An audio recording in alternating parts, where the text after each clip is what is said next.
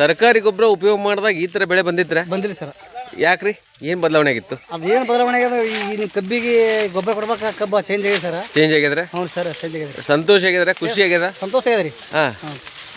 ಆದ್ರೂ ಮತ್ತೆ ಸರ ಹೊಸದು ಮಾಡ್ತೀವಿ ಸರ್. 4 ಎಕರೆ ಹೊಸದು ಎಷ್ಟು ಎಕರೆ ಮಾಡ್ತೀರಿ? 4 ಎಕರೆ ಮಾಡ್ತೀವಿ ಸರ್. ಅದಕ್ಕೆ ಯಾವ್ದು ಉಪಯೋಗ ಮಾಡ್ತೀರಿ? ಗೊಬ್ಬರ ಉಪಯೋಗ ಮಾಡ್ತೀವಿ. ನಮ್ಮ ಗೊಬ್ಬರ ಎಣ್ಣೆನೇ ಉಪಯೋಗ ಮಾಡ್ತೀರಾ? ಹ್ಞೂ ಸರ್. ತುಂಬಾ ಸಂತೋಷ ಸರ್. ಸರ್ ನೀವೆಲ್ಲ ಇಲ್ಲಿ ಕಬ್ಬು ಕಡಿಯಕ್ಕೆ ಬಂದಿದ್ದೀರಾ, ಇಲ್ಲಿ ನಿಮಗೆ ಸೈಜಿಂಗ್ ಯಾವ ಥರ ಅನಿಸುತ್ತಾ? ಸೈಜ್ ಸರ್ ಭಾರಿ ಸೈಜ್ ಇದೆ, 265 ರೀ. ಹಾಂ ಸರ್, ಇಳುವರಿ ಚೆನ್ನಾಗಿ ಬರ್ತಂತಾರೆ? ಇಳುವರಿ ಭಾರಿ ಸರ್. ಈಗ ಒಂದು ಗಾಡಿ ಏರ್ನ ಸರ್ ಈಗ 30-35 ಟನ್ ಬರ್ತದೆ. ಒಂದು ಗಾಡಿಗೆ 35 ಟನ್ ಬರ್ತಾ ಇದೆ. ಈಗ ಆಲ್ರೆಡಿ ಎಷ್ಟು ಕಳಿಸಿದೆ ಸರ್ ನಿಮಗೆ? ಈಗ ಆಲ್ರೆಡಿ ಈಗ ಒಂದು ಲೋಡ್ ಹೋಗಿದೆ ಸರ್. ಒಂದು ಲೋಡ್.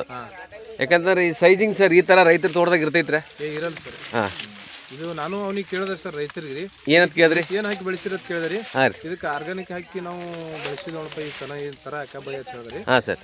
ಆಯ್ತಪ್ಪ, ನಾನು ಮುಂದಿನ ಸಲ ಮತ್ತೊಂದು ಕಡೆ ಆ ಕಡೆ ಈ ಕಡೆ ನಾನು ಹೇಳ್ತೀನಿ ರೈತರಿಗೆ. ತುಂಬ